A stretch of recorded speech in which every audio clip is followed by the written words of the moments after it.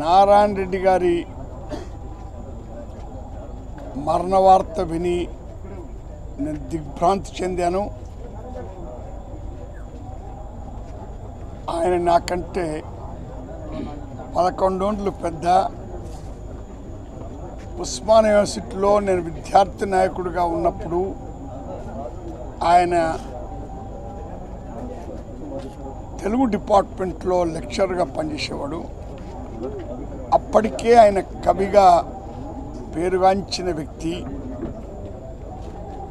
ఈ 55 సంవత్సరాల నుంచి నాకు ఆయనతో ప్రగాఢమైనటువంటి స్నేహానుబంధం ఉంది.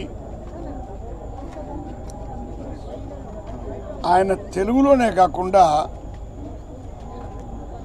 ఉర్దూలోనూ సంస్కృతంలోనూ పారసికంలోనూ ఆంగ్లంలోనూ ప్రవేశమే కాదు ప్రావీణ్యం ఉండేది.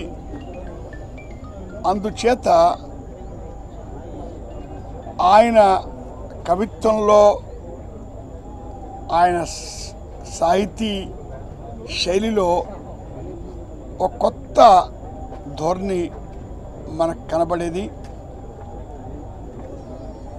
ఆయన కవిత్వం వెనక ప్రగతిశీలక భావాలుండి ఆయన తత్వరీత్యా ఏ సిద్ధాంతం కొరకు పోరాడలేదు, కానీ మూఢ విశ్వాసాల వ్యతిరేకంగా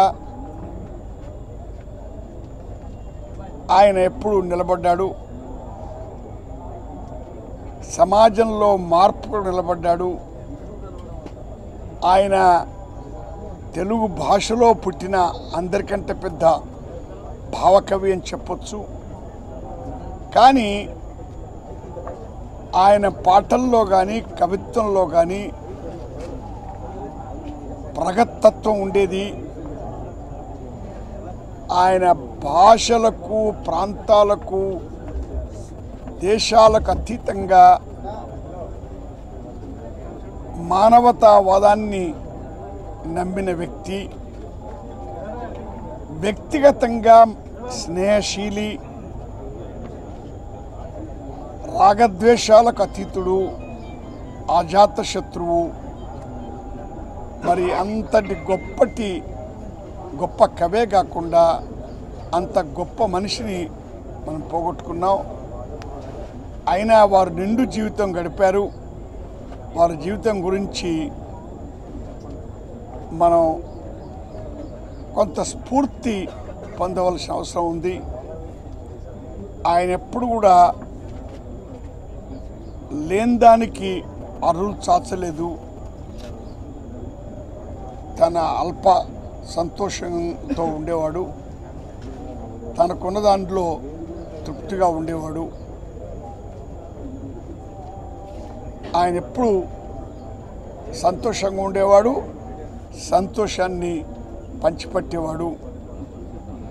ఆయన పేరు తెలుగు సాహితీ చరిత్రలో చిరస్మరణీయంగా ఉంటుంది.